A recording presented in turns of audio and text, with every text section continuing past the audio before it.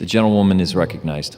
Thank you, Mr. Speaker, and I thank the gentleman for yielding and for his leadership. I rise today in strong support of the rule on my bill, H.R. 3076, the Postal Service Reform Act. The Postal Service Reform Act has been years in the making, and I am proud to say that it is bipartisan. As we all know, the Postal Service is one of our nation's most vital and respected institutions. It provides service to every American, no matter where they live, binding us together in a way no other organization does. What's more, it's one of the oldest institutions in the United States. In fact, the Postal Service is older than the United States. It has been operating in some form since 1775, when Benjamin Franklin was appointed the first Postmaster General by the Continental Congress.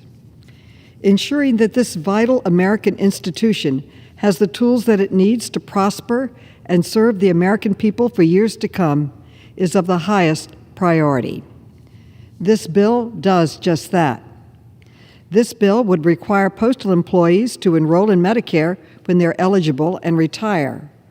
All postal employees already pay into Medicare through their careers, and the Postal Service has paid about $35 billion into the program since 1983.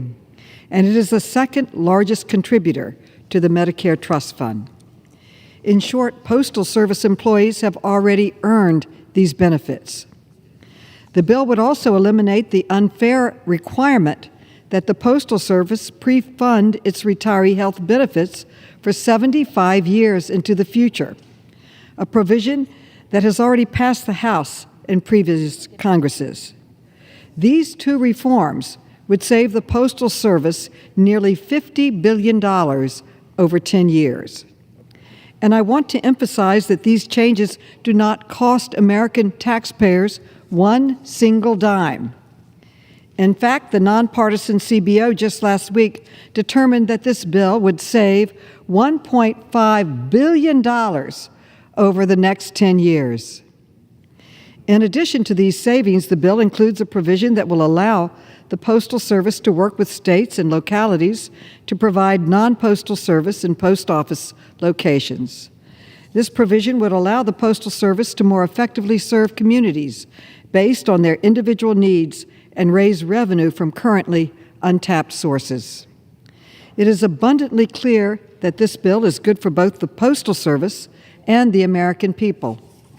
I thank Ranking Member Comer for working diligently with me on this important legislation.